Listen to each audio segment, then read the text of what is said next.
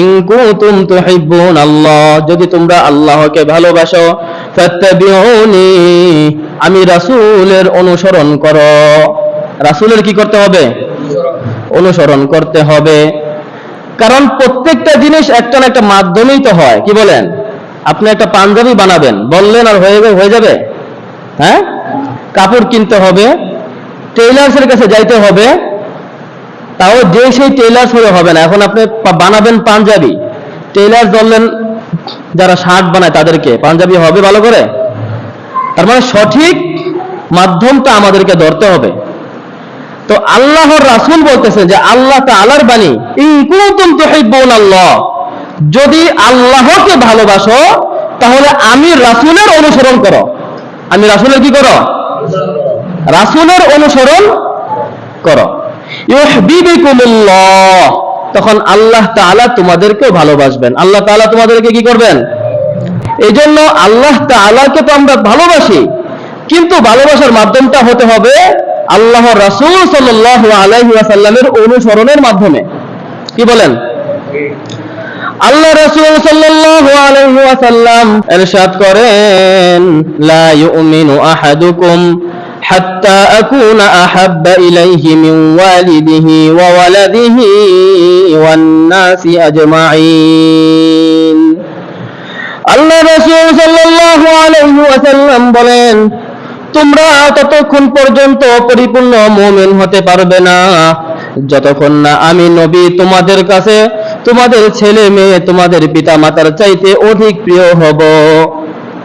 এখন আমাদের মনে অনেকেরই প্রশ্ন জাগতে পারে, ছেলে মেয়ে সন্তান পিতা মাতার চাইতে তো আরো দামি দামি জিনিস আমাদের কাছে আছে, এইগুলোর কথা কেন বলে নাই?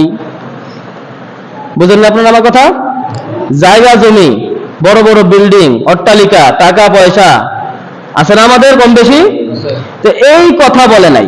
আল্লাহ রাসূল বলছেন কি, মিন ওয়ালিদিহি ওয়া ওয়ালাদিহি, তোমাদের সন্তান সন্ততি এবং তোমাদের পিতা মাতার চাইতে যতক্ষণ না আমি রাসূল তোমাদের কাছে প্রিয় হব ততক্ষণ পর্যন্ত তোমরা কি হতে পারবে না? পরিপূর্ণ মুমিন হতে পারবে না। এখন এই কথার উত্তর হচ্ছে যে এত ধন সম্পদ আছে আমাদের বা মানুষের তো আছে, এইগুলো বাদ দিয়ে শুধু পিতা মাতা সন্তান সন্ততির কথা কেন বললেন?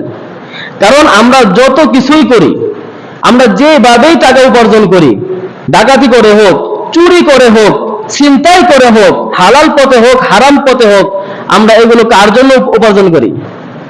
ছেলে সন্তান এবং পিতা মাতার জন্যই তো। কি বলেন? যে লোক চুরি করে তারও পরিবার আছে, তারও কি আছে? যে ডাকাতি করে তারও কি আছে? পরিবার আছে। আপনার আমার যেরকম পরিবার আছে, আপনার আমার পরিবার নিয়ে যেরকম চিন্তা আছে, ওই চোর যে ব্যক্তি, ডাকাত যে ব্যক্তি, তারও কি পরিবার আছে না নাই?